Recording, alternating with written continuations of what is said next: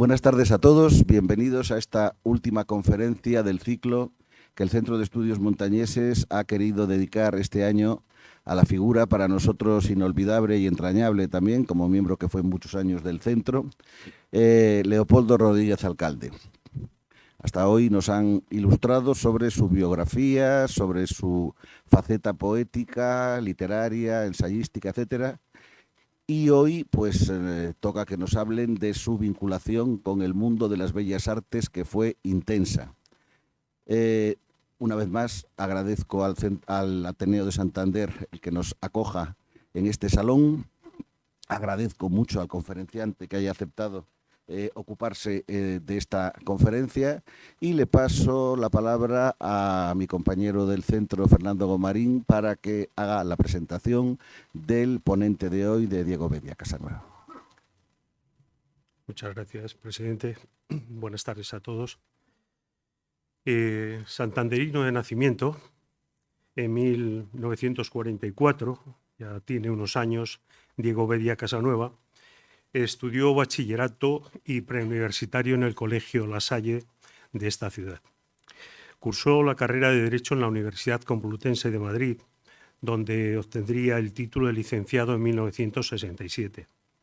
De 1966 a 1971 prepara oposiciones a ingreso en la Escuela Diplomática. Durante estos años reside en el Colegio Mayor Universitario de San Pablo. De forma paralela es alumno de la Escuela Superior de Artes y Oficios Artísticos de Madrid, donde estudia dibujo y modelado. Obtiene los primeros premios de dibujo y pintura y participa en exposiciones colectivas. En esos mismos años interviene activamente en el grupo de teatro universitario del Colegio Mayor. Además de sus colaboraciones como actor, se encarga de trabajos de escenografía, decoración y figurines para un número considerable de obras, siendo invitado a participar en las Jornadas Internacionales Universitarias de Lisboa, rama teatro, como actor decorador. En 1971 desarrolla estudios de restauración y conservación de monumentos, el monumento y su ambiente, problemática del arte contemporáneo y otros trabajos. Es en este mismo año cuando asiste a la reunión de directores de museos dependientes de la Dirección General de Bellas Artes en la Universidad Internacional Méndez Pelayo, siendo invitado a formar parte de la comisión redactora de las conclusiones a presentar al Ministerio como directrices futuras en ese momento. Pocos meses después es invitado por Joaquín de la Puente, subdirector entonces del Museo del Prado y director del Museo de Arte Español del siglo XIX, a realizar bajo su tutela las prácticas de conservador de museos de bellas artes, ingresando por aceptación propuesta ante el director general de Bellas Artes en el Museo del Prado. Son conocidos sus trabajos publicados en los primeros números de la revista Bellas Artes sobre museología. A partir de este momento, vive en permanente y constante contacto con artistas y directores de galerías de arte españolas, la actividad de la Dirección General de Bellas Artes, la situación internacional de los museos y revistas europeas de arte, siendo frecuentes sus viajes de estudios por Portugal, Alemania, Italia, Francia, Austria, Suiza, en fin, Grecia, Egipto. Sus estudios en el Studio School de Cambridge, en Inglaterra, o en Escocia y Gales, acabando por residir durante un año en París. Tras largos años de trabajo y residencia en Madrid, nuestro conciudadano Diego Bedia Casanueva, prestigioso experto en arte, atípico contertulio y conferenciante, reside de forma permanente en Santander. Yo ya le paso la palabra. Gracias. Lo primero, una invitación que me parece muy importante. O importante. En la agenda del diario Montañés de hoy aparece el informe de que se va a celebrar una charla sobre el alcalde de Santander. Tampoco les quiero decir que si alguno venía a esa conferencia o lo que fuera, no es esta y se puede marchar tranquilamente. Tampoco le diría a dónde, porque no pone dónde se iba a celebrar. Pero quitado eso como nota para advertirle, quiero decirle que buenas tardes. Lo primero es agradecerle su presencia, no por mí, sí dado el placer y la alegría que con toda seguridad hubieran causado por su interés al personaje del que hoy voy a intentar dar unas notas o apuntes de vida y memoria entre nosotros. No se trata de hacer una recopilación de datos de hemeroteca y concienzuda investigación histórica a modo de tesis. La fuente de todo estará en mis recuerdos y criterio, por lo que tengo que decirles que son mis opiniones y datos la razón de estas palabras. No serán verdades absolutas y cada uno de ustedes podrán alterarlas gracias a sus vivencias y criterios personales. Quiero contarles de quién, para muchos, unos con sorna, otros con gran cariño, yo entre ellos, fue Poldín, la contrafigura de don Leopoldo Rodríguez Alcalde. No es complicado, nadie se confunde. Solo ha habido un y único Poldín. No era ni es necesario decir más para la llegada de una catarata de anécdotas, recuerdos, mentiras, afectos y siempre flotando un rintintín de desprecios mentales que no en la palabra, mucho menos durante su vida y en su presencia, muy fundamentalmente por el pánico a su peligrosa lengua herida, nunca oculta o silenciada por miedo, y con la única frontera, no siempre respetada, de su firme educación tradicional y elegantemente burguesa. Pienso que de cualquier manera siempre ha sido infravalorado por nuestra culpa y posiblemente por él mismo, creando a sabiendas, o diría mejor, sin estar del todo seguro, un personaje entre la realidad, la impotencia, el juego y la invención confusa. Le conocí inicialmente por comentarios familiares. Particularmente recuerdo la definición de un tío mío, sin nombre para no causar resquemores tan típicos en los núcleos parentales. Yo, muy pequeño, me impresionó cuando le escuché que Poldín era sin duda un niño prodigio, aclarando que ya a los 6 años leía novelas pornográficas. Aún hoy he escuchado variaciones de sentido parecido. Dado el nivel cultural de mi pariente, sugiero que no sabía a lo que se refería, pero en cierto modo tenía razón si pensamos en la relación muy temprana de don Leopoldo con la poesía amatoria, en especial la francesa, que tanto desarrolló en su vida literaria como ya hemos escuchado. ¿Que era niño y prodigio? Sin dudarlo. Fue joven prodigio y mayor en igual grado, aunque en muchos casos lo disimulaba o intentaba en apariencia ocultarlo. Que leía es otra destreza segura, como lo fue para su paisano y cercano don Marcelino Menéndez Pelayo. Nunca sabremos de dónde y cómo sacaron el tiempo para enfrentarse a tanta letra impresa con sus diferentes maneras de asimilarlo, recordarlo y, en su caso, restregárselo a todo a trompicones e inevitables tropezones vocales en catarata, no tanto para demostrar nada, sino con ganas de aclarar, reafirmar, contradecir, refutar sin básicamente ofender, pero en casos con guasa de bufón ante el motivo de la pregunta, de la conversación o porque le daba la real gana. Que sus inicios fueron tempranos quedó facilitado por la situación familiar. Hogar con ejemplos de estudio y facilidad impulsada para la utilización de una copiosa biblioteca que siempre fue creciendo en muchas ramas de conocimiento, primando, por supuesto, las humanidades, temas de arte y literatura en lengua francesa, herencia materna.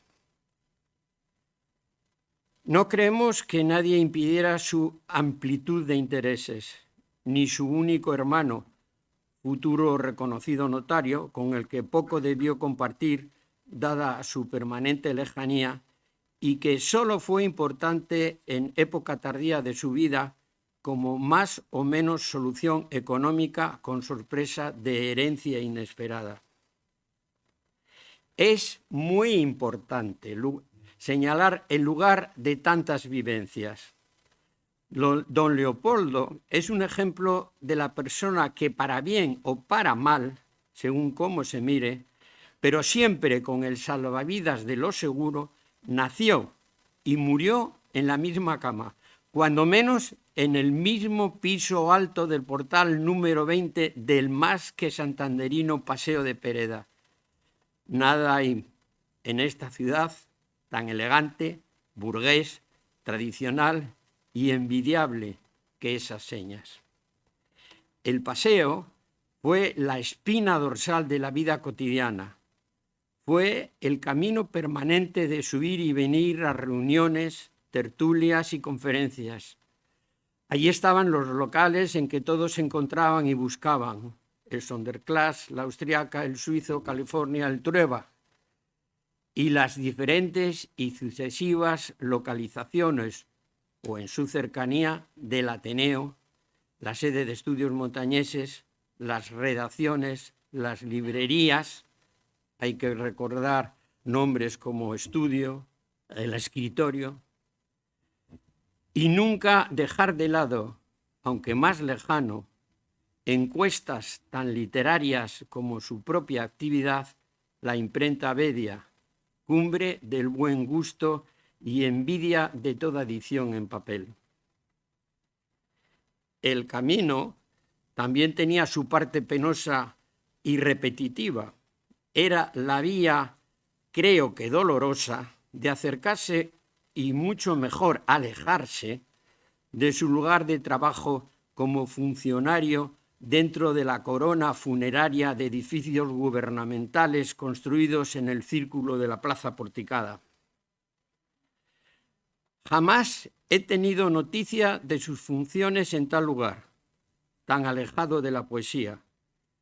Creo que fue un nombramiento nutritivo, de simple ley económica de vida, y sospecho que fue gracias a otro olvidado y casi proscrito hombre de su época. Dicho esto en todos los sentidos, el señor Reguera Sevilla, representante del gobierno central en Santander, que aún no era oficialmente Cantabria, y al que podemos poner en relación de causa-efecto en hechos tan importantes como la Universidad Menéndez Pelayo, los cursos para extranjeros, la creación y permanencia de las conferencias de la Escuela de Altamira en Santillana, manantial de la apertura del arte contemporáneo en su momento, la reconstrucción más o menos acertada de la ciudad, el diseño no es su culpa, y por si todo esto no fuera suficiente para recordarle dignamente de la creación del Festival Internacional de Santander,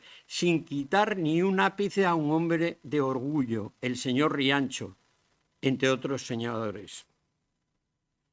Como los plátanos del Paseo Pereda, cruelmente podados años tras año, podemos aún ver la figura de don Leopoldo caminando por las aceras con su perfil de pajarillo, indefenso, picudo el labio, cegado tras unas imposibles gafas, particularmente velados tras la típica limpieza directamente con los dedos, que tampoco estaban demasiado pulidos, y todos intentábamos esquivar sin ofender. Casi siempre con algún chevalier servant más o menos conocido, que no sabremos si se le daba el brazo o le servía de apoyo incondicional y con una admiración de servicio. La figura era casi siempre temblante y gris, como el uniforme confirmado de su traje de chaqueta con chaleco de lana, nudo pequeño y cuello blanco, que en las ocasiones de gala aparecía pulido y planchado, como todo niño burgués bien enseñado y cuidado por mano femenina, desde su madre a alguna de las amas imponentes que conocimos en su mundo perfecto, que heredó e intentó mantener sin interferencias.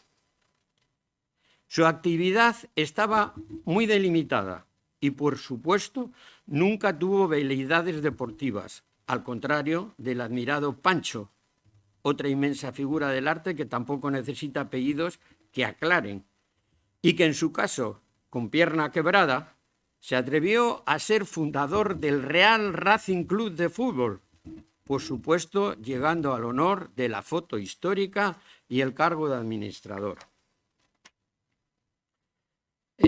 Yo llego más tarde, al final de los años 60. Tenía la firme decisión de ser pintor, partiendo del dibujo que machaqué durante años en manos de otro fantástico artista, con todas sus retrancas mentales, don José Cataluña, profesor al que habría que recordar y admirar más y mejor, cuando menos visitando el fantástico mural, en este caso la palabra es verdadera, que nos dejó en la Catedral de Santander, digno contrincante, sin lucha, de la obra de Victorio Macho, Destino final de la memoria corporal de don Marcelino Menéndez Pelayo. Fruto de aquel trabajo inicialmente mío fue participar en una exposición dentro de los soportales de la Plaza Porticada, que vieron, supongo que entre subida y bajada al Ateneo, don Leopoldo, junto, creo, que con don Gerardo de Alvear. De este recibí la carta manuscrita más impensable y elogiosa que nunca he tenido. Del primero, los comentarios críticos, públicos, impensables en mi corta y abandonada carrera profesional. Por supuesto, no sabía del empeño por hablar, descubrir, escribir y jamás menospreciar ni criticar sin base y de modo negativo, lo que ciertamente no siempre tenía lógica, llegando en casos a estar más cerca de la caridad que del análisis justo. Todo eso fue una de las mejores razones de la vida larga y profunda de don Leopoldo. Mi respuesta, sin consejo alguno de nadie, fue mandarle a su casa lo que creía era el mejor de mis dibujos. Así comenzaron mis visitas a su santuario, algo no muy común, pero tampoco raro. Lo que yo no sabía era que precisamente muchos fuimos los que hicimos lo mismo, regalarle algo de nuestro trabajo como cambio acicate a sus comentarios, presentaciones de catálogo, de libros o cualquier otra actividad artística, siempre contando con su buena voluntad incansable, encontrando en todos ellos algo que reseñar, algo bueno que descubrir, aunque en demasiados casos ni el comentario era acertado, diríamos mejor justo, ni el agradecimiento el apropiado. Más de una vez escuchamos sobre la miseria y tacañez del regalo no pedido y mal recibido. Podía ponerse velo ante las personas, las opiniones y las cosas, pero nunca fue ciego estúpido, pudiendo llegar a la ofensa y al malévolo y picante comentario descarnado y ofensivo. Por todo, en el campo de su colección, en este apartado de aportaciones voluntarias, más o menos, llegó a poseer, mejor simplemente tener, un gran conjunto muy endeble y nunca desbrozado de paja. Él lo apreciaba. Ni loco pienso que era por ignorancia. Sus admiraciones tenían muchas posiciones heterodoxas. Aquí nos encontramos con otra de sus leyendas, la colección privada de arte. Ya hemos señalado el amplio conjunto que recibió por afecto y agradecimiento de sus inagotables y amplia actuación como acicate de cualquier realización cultural, siempre dispuesto a cubrir necesidades o faltas ajenas. Pero don Leopoldo mantenía desde siempre el deseo de poseer y disfrutar de un número de piezas de propia adquisición, según sus apetencias, en cada momento y con el sabio límite de sus posibilidades económicas. Casi diríamos que la definición perfecta de un coleccionista. Materializar la lenta y progresiva construcción de un conjunto de acuerdo a los propios deseos, sus posibilidades reales y conseguido mediante el estudio, la atención, el análisis y la búsqueda como cazador de tesoros en los sitios apropiados, sin sueños de grandezas propias de las correspondientes instituciones públicas o dentro de una desproporcionada y muchas veces inculta situación económica individual. Sus terrenos de caza fueron los pequeños comercios, los ofrecimientos más o menos engañosos del incipiente mercado santanderino.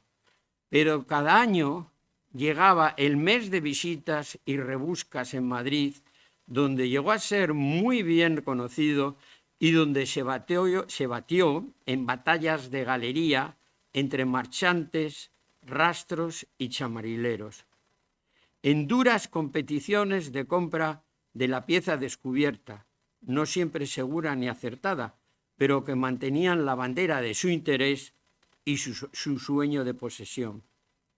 Estos viajes tan anhelados y productivos también cumplían el refuerzo de fieles y antiguas amistades, de renovar su lustre social en comidas, visitas y reuniones agotadoras para su poco cuerpo. En ellos estaba apoyado por fieles compañeros que podían resolver el cumplimiento y complicado mundo de intendencia tan complicado de manejar. Siempre llegaba alguna pieza pequeña que colocar en el caleidoscopio de su hogar santanderino. Casi nunca venían a cerrar huecos o completar series. Eran trofeos apetecidos y su grandeza artística no era demasiado importante. Dada su inicial y prolongado límite económico, siempre quedaron en el recuerdo espinas de unas batallas ganadas y el lamento de aquel pequeño Fortuny que no pudo atraerse. Otras veces, el orgullo ante el raro Anglada, que nadie había querido comprar por lo aparentemente insignificante y que se mantuvo buscando dueño de un año a otro, cubrió otros fracasos con creces. Así era su colección, un todo mezclado por el amor, el estudio y el disfrute diario, un despliegue de pequeños placeres para mostrar a sus visitas sin ningún desplante ni ambición, pero con muchísima ilusión. Y conste que era muy selecta su elección de personas ante quien mostrar sus tesoros y muchísimo más contar sus historias, idas y venidas. En los años 70 del siglo XX se inició en España una tormenta dentro del mundo del arte comercial, no inesperada, pero sí profunda y un tanto alocada. Puede decirse que sin un fondo crítico sólido, únicamente por cuestiones económicas, diríamos que muy bien orquestada, sino claramente planeada. El desprecio del siglo XIX en lo referente a la pintura de Caballete principalmente se disparó en cotizaciones sin sentido, impensables en muy pocos meses, coincidiendo de modo nada casual con la aparición y consolidación, sin llegar a la actual locura sin sentido, de una institución mercantil totalmente desconocida en España, las subastas de arte. Las subidas de precio mató las esperanzas del coleccionista puro y vedó la caza a todo posible venta basada en el placer, la búsqueda y el trato medianamente noble o caballeresco. Lord Leopoldo se dio cuenta que su llamada colección había terminado, pero no toda costumbre puede desterrarse, sin más. Volvió su vista hacia unos objetos tradicionalmente despreciados. Interés creativo de toda joven bien educada, con o sin dotes manuales, las miniaturas. Esos objetos del recuerdo familiar, de los amigos, de los amantes. Era normal que en toda casa de clase media, ni siquiera burguesa, existieran ejemplares en cajones, en paredes, escondidas en sus estuches, difíciles de vender y migajas del mercado de herencia y chamarileros. En ellas encontró el camino de seguir teniendo el placer de comprar, descubrir y colocar en la gran pared de su nuevo salón en su hogar, tras la división de planta y orientación. Su galería al mar se volvió hacia la Plaza de Pombo. Era la consecuencia de poner orden en una economía nunca demasiado generosa y que la venta de parte de su apetecible piso del Paseo Pereda, junto a una cierta herencia fraternal nada esperada y la pequeña renta que al parecer recibía de la Fundación Marcelino Botín, le permitió mantener sus gustos y su independencia. Punto muy curioso de la limosna Botín fue, dada su edad, dificultades de movimiento y situación en las alturas de su casa, la instalación de un aparato, llamemos montacargas, en la escalera de la vivienda. Era lo más parecido a los renombrados inventos del tebeo o a dispositivos dibujados por el genial Ibáñez para su rue del percebe. Nunca supe que lo utilizara, lo que no es nada raro, dadas sus suspicacias, miedos y manías. ¿Qué es lo que consiguió en esta nueva faceta de búsqueda y captura? Fueron posiblemente un considerable número de ejemplares que nada compartían la calidad. Hasta en el más perromundo tendero, lo bueno de verdad no se regala, salvo casos muy concretos de suerte y de estar en el momento justo. Santander nunca fue contenedor de nada importante. Nunca hubo interés ni dinero para gastos suntuarios o artísticos. En el campo de las miniaturas quedaban puros recursos fosilizados sin valor ni pretensión, lo único que se podía encontrar.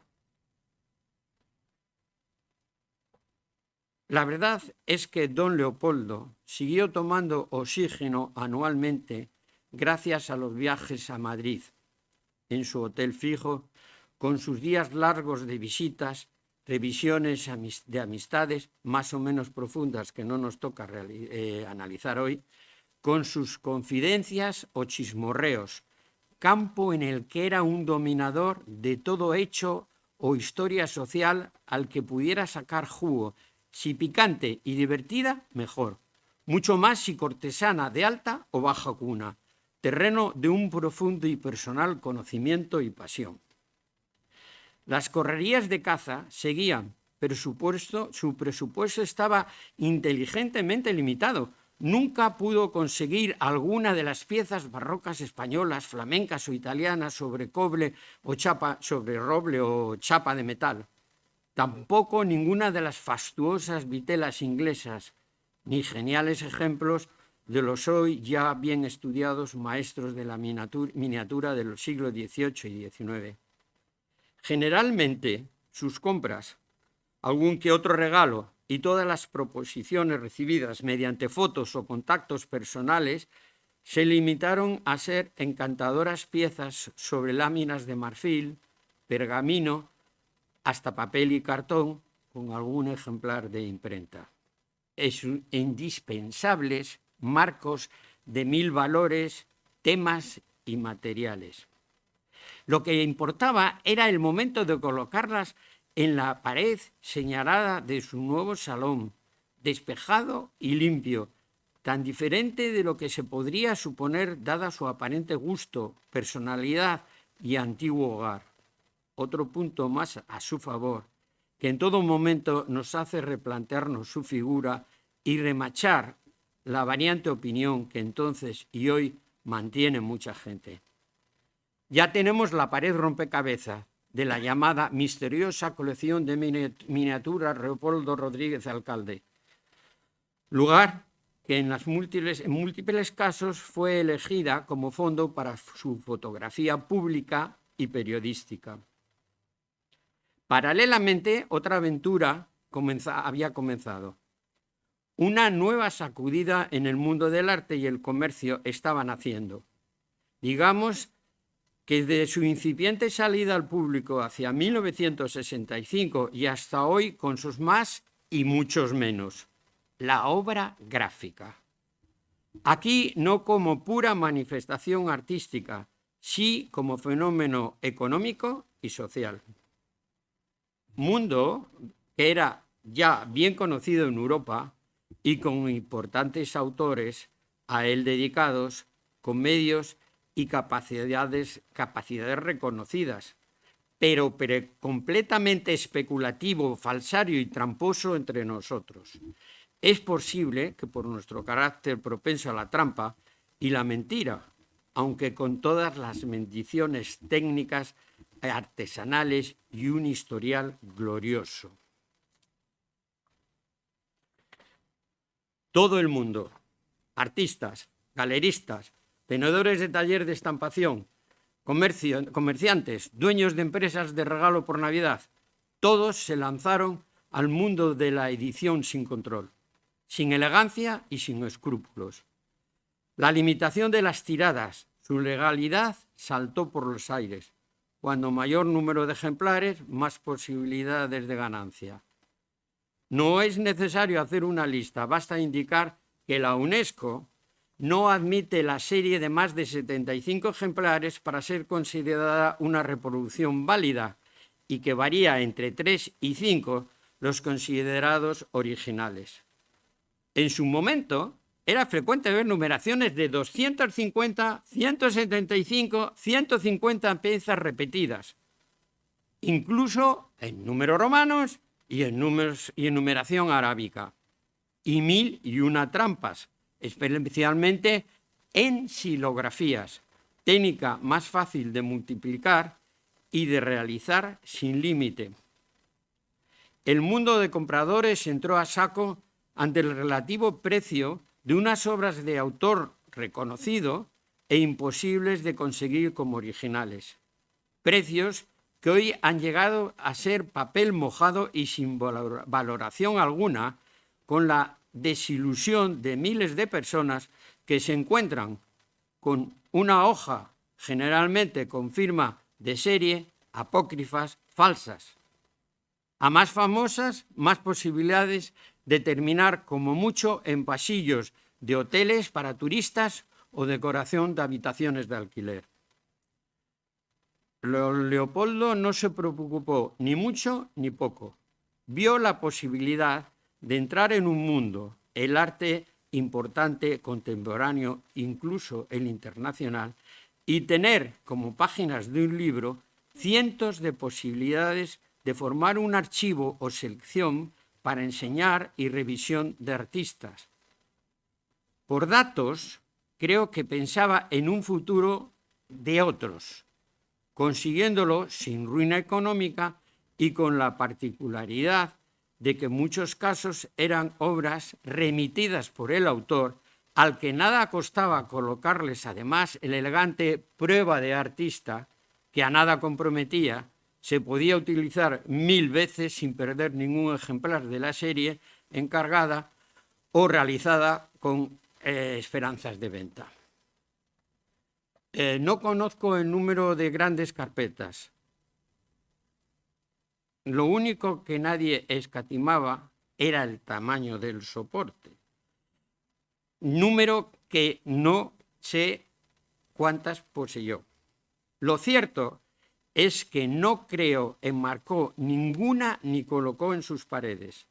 Yo diría que era algo así como documentación, o seguir la historia de los auténticos coleccionistas de grabados, que los mantenían cerca, a mano, para saborearlos con el tacto, el olor del papel y descubrir las técnicas de elaboración y su perfección. Perfección y rareza que en ese mundo que hemos descrito no existía en modo alguno. Una muy importante faceta de la vida de don Leopoldo fue su amplia actividad como tertuliano, conferenciante, comensal, compañero de mantel y charlas sin fin. Siempre estaba dispuesto a participar cariñosamente como invitado.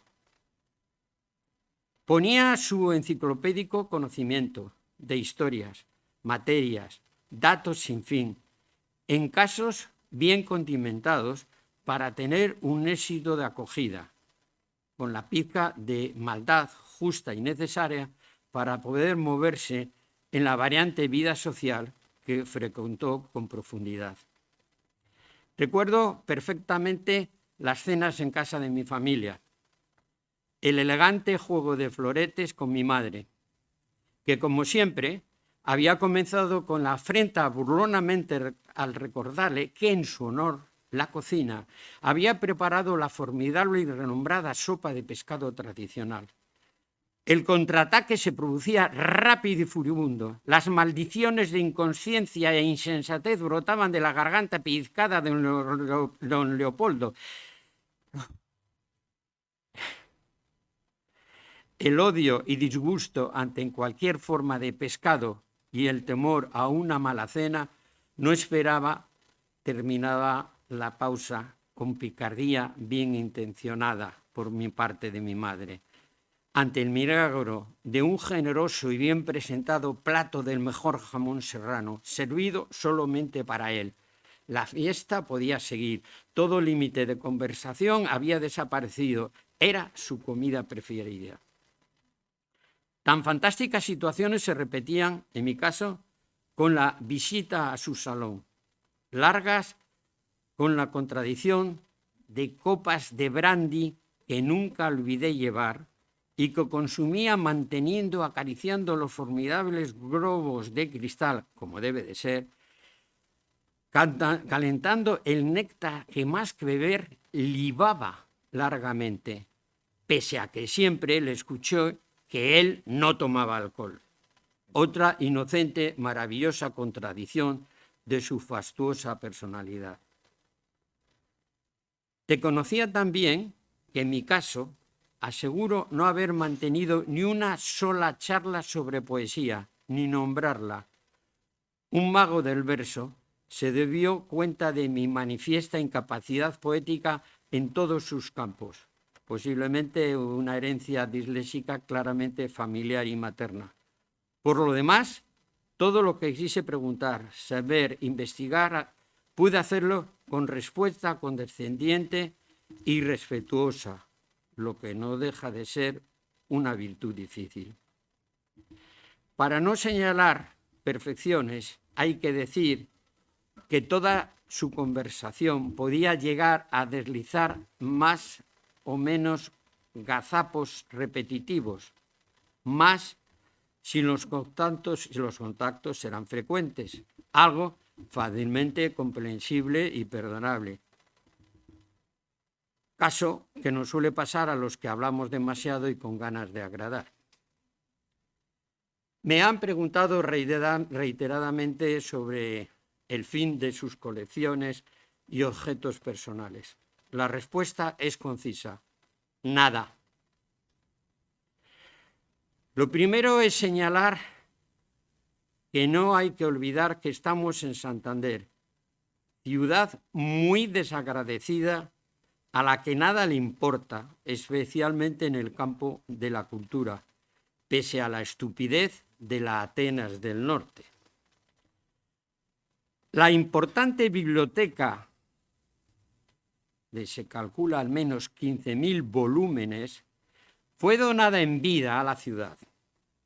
El ayuntamiento la recogió en cajas, que no quiere decir en ningún caso que fuera embalada concienzudamente, y metida, que no puesta a resguardo, en la entrada y los pasillos de la biblioteca municipal, con la finalidad de que los libros fueran desapareciendo al ser elegante y libremente cogidos por quien quisiera. Hay información digna de todo crédito en que se invitó a expurgar las cajas para llevarse lo que más apeteciera. Si hemos descubierto que al menos hay 800 volúmenes con desperfectos hasta desastres en la biblioteca Menéndez y Pelayo, y no por causas cercanas ni por incendio alguno, sí por abandono y desidia continuada, no podemos asombrarnos por el triste final de los libros amados, leídos, buscados con sueños de futuros lectores de don Leopoldo. Parece mentira, pero la relación con ediciones y editores no ha permanecido como algo estable y fácil. De su obra literaria, poesía, traducciones, biografías y otros múltiples trabajos, no hay la más mínima posibilidad de encontrar tomo alguno, si no es rebuscando en traperías.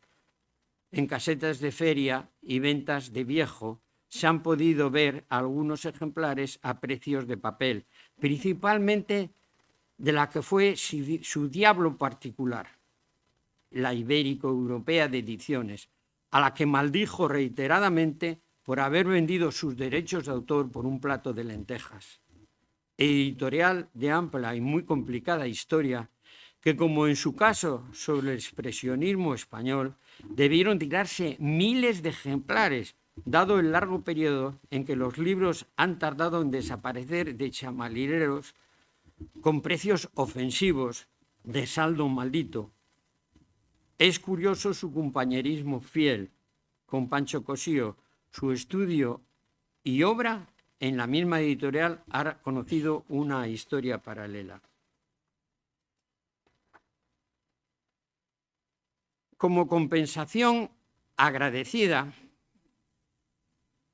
legó sus colecciones a la Fundación Botín. Estamos seguros que con acentuada rapiña legal, todo fue en su momento incierto, sacado del Paseo de Pereda, lo que no tenemos ni idea de dónde ha terminado. Posiblemente esté muy cerca de esta sede, en pasillos y cuartos de almacén, pudriéndose bajo la fiel humedad de la hermosa bahía, hasta que un día puedan decir: no nos consta ninguna catalogación en tal sentido. Personalmente intenté que la colección gráfica fuera depositada, que no regalada, en la Universidad de Cantabria, donde por entonces, con suma inteligencia y gracias al apoyo de muy pocas y sabias personas, se comenzó a formar un gabinete de grabado, formando un conjunto de obras sin ánimo museístico, sí con el noble sentido de facilitar el estudio, mantenimiento y conservación al servicio de otras instituciones culturales en cualquier lugar. Depósito que podía acercarse cada uno con conocimiento de las descomunales diferencias, pero aquí anterior en el tiempo e interés, con otro similar, bien renombrado, publicitado y apoyado archivo. El conjunto gráfico de la universidad Sigue hoy su fructífera y difícil vida de trabajo y difusión gracias al esfuerzo mantenido por un corto y admirable personal, sabiendo que lo hacen sin medios y bendiciendo posibles donaciones futuras a las que ofrecer un seguro de vida y una útil existencia. Y aquí creo que hemos terminado.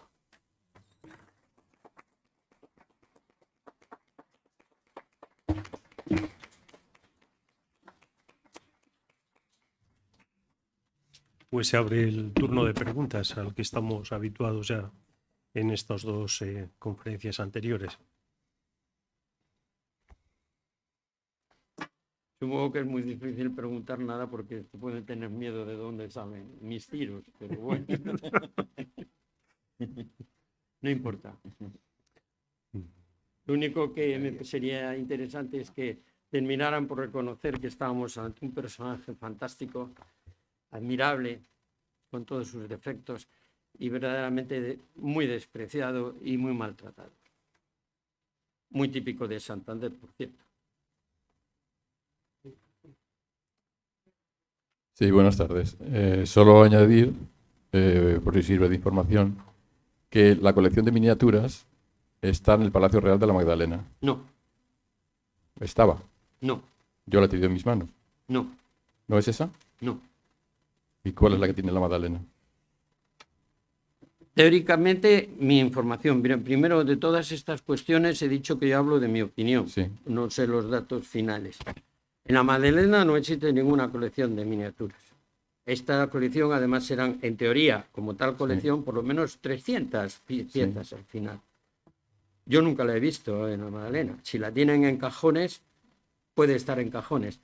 Algunas de ellas se debieron utilizar y se pudieron utilizar en las habitaciones, esas recuperaciones que se ha hecho en las habitaciones de los Reyes, las de los Alba, las de los Medinaceli, las de los... Es posible, pero como colección, no. Y además es que oficialmente me sorprendería muchísimo porque el final de la historia y de lo que puede estar seguro es los cuadros y las xilografías. Y esas pasaron a la Fundación Botín. Entonces, que la Fundación Botín no recogiera las miniaturas me parece muy sorprendente. Y mucho más que las donara al Palacio de la Magdalena. Eso ya me parecería de historia de ciencia ficción. Bueno, yo las he tenido en mis manos. Abrí las cajas de cartón donde estaban.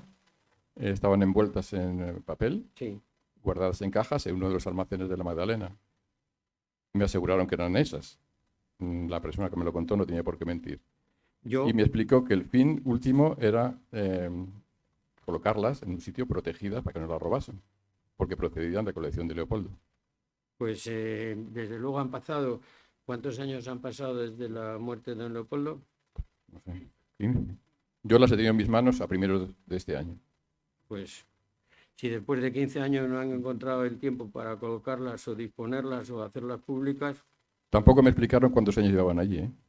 Quizá era poco o mucho, pero... Puede ser que haya sido... Como entonces hablamos de posibilidades que no conocemos, o sea, ninguno hemos tenido una guía directa, ¿no? Yo la he tenido solamente en un campo, en el campo de las xilografías. Cuando las xilografías oficialmente pasaron a la Fundación Botín, a Marcelino Botín, o sea, dividamos, a la Fundación Marcelino Botín, yo personalmente, y después de pedir permiso a la universidad, intenté que ese grupo, que era muy considerable, no hablo de valor, hablo del número de representaciones, porque no había repetitivas, era pues, unas cantidades, sobre todo xilografías, no grabados, xilografías, que era lo que él había tenido y había recopilado. Entonces, yo personalmente pedí a una representante y me traté de la fundación en aquel momento, pidiéndole que por favor, que como yo conocía bien lo que estaba haciendo la universidad, que era admirable y que es admirable, aunque sea poco conocido, aunque en estos momentos tengan una exposición en el Paraninfo en la calle Sevilla, con una de las múltiples, esos archivos, porque van relacionados, el paisaje en el 19, los toros en el 19, que esos van estudiándolo y tal, y es para lo que se usa, para ir haciendo, no con ánimo de poner en paredes o rellenar museos, sino para colaborar y que la gente le pida efectivamente lo que con otra institución, que no te me da la gana de decir el nombre, va a parecer ser que es el fundamento que se va a hacer, que es tener el depósito para que cuando alguien necesite una documentación la pida. Entonces yo lo hice y salí muy mal escaldado. O sea, salí como si fuera un ladrón, absolutamente, que cómo se me había ocurrido a mí que iban a dejar que eso era propiedad, que cómo iban a dar a la universidad. Punto. Puedo asegurar que como iba a hablar, y ya digo que cada uno puede tener todas sus opiniones, documentaciones, lo que quiera. Yo he dicho lo que yo creo. En esta semana yo he hablado con la universidad a ver si, no como el mismo caso, por casualidad, habiendo pasado tanto tiempo, esas xilografías habían en algún momento sido depositadas en la Universidad de Cantabria, en el gabinete de grabado, y me han asegurado la máxima responsable que allí nunca se han puesto en contacto con ellos ni nunca les ha llegado ningún grabado. Y la función sigue existiendo y la actividad sigue existiendo, con un presupuesto ínfimo y con unos esfuerzos tremendos, pero con un éxito. Han tenido, pues gracias a todos, han tenido algunas donaciones fantásticas, como obras completas de toda la obra de un grabador, de 500, 600 ejemplares, que catalogan, limpian, organizan, pulen y guardan para tenerlo, para hacer cosas, para información. Pero lo que sí puedo decir, he dicho lo de las miniaturas porque, igual que el valor, es que si eso se hace, y se hace en un sitio público, con un cierto valor museístico, como pudiera tener el Palacio Real, el Palacio de la Madalena, el poner esa colección sería hacer el ridículo, porque esa colección es absolutamente desigual. Si hay 300 piezas, se pueden tirar 45, se pueden mantener 100 en cajas, se pueden poner en algún sitio otras 100 y solamente 40 formarían lo que podría ser una colección de miniaturas con calidad. Pero es que no estoy en contra de Leopoldo. Leopoldo las compraba porque le encantaba venir con casa y poner en esa pared otra más, y otra más, y otra más, y otra más. Y era lo que le gustaba. Pues bendito sea Dios. O sea, ¿quién va a decirle esa es una porquería? Yo he visto trozos de periódico recortados, puestos en un marco pequeñito de tal y colgados allí. Pues vale, tenía todo su derecho, nadie le hacía nada. Pero eso, si ha llegado al Palacio de la Madalena, no se puede exponer, porque entonces sí que hacemos el ridículo. Pero vamos, el ridículo, pero total. Me alegraría en el alma equivocarme y que todo eso esté bien coleccionado, bien guardado y que esté en la Madalena. Ahora, tampoco entiendo para qué. Porque en la Madalena todavía se van a pudrir más que en la calle Pedrueca, porque hay más humedad. Las cosas como son. Me encanta la información, ¿eh? Es otro detalle. Buenas tardes, señor Bedia, y a toda la mesa. Le felicito porque está hablando de una forma muy clara, clarísima, pero yo siempre digo que todo eso que se está diciendo, que más es verdad, me lo creo a pies juntos, debe de servir para que empecemos a hacer algo por don Leopoldo Reyes Alcalde. Yo no tuve la suerte de participar mucho de él, pero sí me lo presentó Juan Sierra, que lleva 3 años en la cama sin levantarse, muy amigo de él. Y me le presentó y hablábamos de algunas cosas, y yo lo primero, cuando lo conocí, ¿y quién es? Dije, pues este es Leopoldo Rodríguez Alcalde, le llaman Pulín. ¿Y qué? Dice, lo sabe todo. Me dijo, man, lo sabe todo. Digo, oye, ¿por qué algún día no le llevamos a comer para participar? Dice, es que no es muy gastrónomo. Bueno, total, que unas cuantas veces estuve con él, y siempre para mí tenía motivo de simpatía y sobre todo de saber qué podía haber dentro de esa persona. Para mí fue una incógnita, pero veo que hay muchas cosas, y si hacemos algo, si podemos hacer algo, pues bienvenidos. Muchas gracias a la mesa y al señor Bedia. Gracias. No tengo que responderle, decirle que mi admiración por él sale desde a lo mejor es una admiración agradecida en principio y un poco trufada, porque claro, una persona cuando tienes 15 años te pone por las alturas y te dices que vas a ser un tío estupendo y un pintor bárbaro, pues oye, tienes que serle fiel a esa persona, haga lo que haga hasta que tú te mueras. Es posible que también sea por eso, y eso que yo ya no pinto, y no pinto desde los 21, o sea que tampoco no es que he dejado pasar mucho tiempo para eso, pero que es un personaje admirable, que me encantaría poder empezar a decir, pues es igual que Paca la Marrana, la Chufa, son los personajes que forman parte de la historia de Santander, cada uno en su momento, en su especialidad. O sea, sería... Lo que pasa es que estamos ya en otro mundo y no sé hasta qué lógica sería escribir eso, pero son como personajes de Pereda, vamos, sin más, sin ninguna duda. Y además, de verdad, era mucho más inteligente de lo que creo.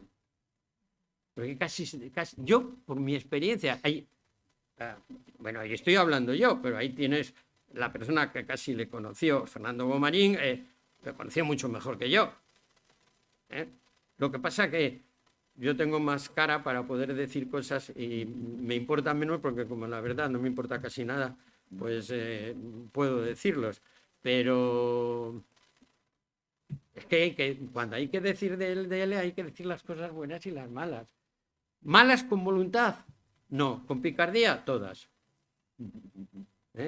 Pero ya está, o sea, es un personaje de la historia, de Santander que a lo mejor algún día se revaloriza. Vamos, de verdad, verle pasear con su aspecto de pajarín, su boquita, esos gafas impresionantes de sucias, pasear con ese tipo gris, con ese ese chaleco siempre de lana por el Paseo Pereda, eso es admirable. O sea, eso es una figura no del siglo XIX, es una figura de Santander, de nuestro pasado. Es casi como el sur. Es igual, es igual que el sur. Y cualquier día pudo venir una rama de sur y tirarle, porque era tan pajarito, tan indefenso, que le podía tirar. No creo que nadie que le... Bueno, le hicieron mal muchísima gente, y desprecios los que quiera. Y como mi tío, cuando dice, pero eso no es un desprecio, decir que a los 6 años leía novelas pornográficas. Pues mira qué bien. O sea, que si uno es capaz a los 6 años de hacer eso, es que es verdaderamente, tiene una cabeza privilegiada. Digo, serían psicalípticas, serían aquellas de Álvaro Retana y alguno de estos, José Francés, y esas que se llamaban entonces pornográficas, eran eróticas, claro, pero para niños de primera comunión. Claro, claro. Pero bueno, eso es. Yo lo único que quisiera es que la gente lo recordara con cariño y que cada vez se dé... Bueno, y la importancia que esos son los personajes que hacen una ciudad. De verdad. Y me sorprende muchísimo y me van a poner verde cuando yo esta mañana leo en ese que se da una conferencia sobre el alcalde de Santander. Pero eso en el periódico, en el único, vamos, casi en el diario montañés, diciendo cuál es lo oculto de hoy. Que hay una conferencia sobre el alcalde de Santander. Pero, con cierto, no hay confusión porque alcalde está en minúscula. No pone alcalde en mayúscula y luego Santander, que podía haber sido un inconsciente y haber leído y haber dicho alcalde de Santander. Bueno, alcalde, pues bueno. No, está consciente. Es un alcalde que iban a dar una conferencia ahí sobre un alcalde de Santander. O sea, que demuestra todo. Sobre todo, que les importa un bledo. O sea, que da exactamente. Pues no lo dirán. Bueno, sí, terminamos con una anécdota que no tiene nada que ver, pero me parece, ya que no la va a publicar el Diario Montañés, yo acabo de escribir una carta absolutamente protestando, pero muy consciente, muy elegantemente hecha, en que hace 4 días, aparece en la parte trasera entera del Diario Montañés una página dedicada al único calderero campanero que existe en España, que está en Galicia. Y claro, entonces te acuerdas y dices, y el escrito se titula ¿Por quién doblan las campanas? Y digo, doblan por la familia Portilla, porque las han matado ustedes a todos. O sea, les acaban de matar. O sea, y no hay uno. Y don Abel Portilla no existe. Y entonces, me parece asombroso. Admiro al que ese campanero que vive en un pueblo de Galicia. Pero por favor, estás en Santander, es el Diario Montañés, no le puedes dedicar la página trasera y poniendo que es el único que existe en España, que todos se han muerto, que ya no hay nada. Pues las campanas doblan por la familia Portilla. ¿Qué quiere que le diga? Ya está. Pero si vamos por ese camino, pues adiós, apague y vámonos. Podemos decir con lo que quiera. Vale, ya me callo porque ya va. Desbarrar. No. Perdona. Mire, yo no he tratado para nada a Leopoldo Rodríguez Alcalde, no le he tratado nunca, pero le he visto prácticamente todas las mañanas y no me puedo sentar en Alaska sin acordarme de él saliendo, entrando en el portal. O sea, que algunos nos acordamos de él. Claro, pero bueno, si tú no te acuerdas de él, ya sería, eso sería para hacer de esa humanidad. De lo que estamos completamente seguros que posiblemente un día tengas el placer de escribir un libro sobre él. Y sería una gloria para todos nosotros. Pero no, ya está.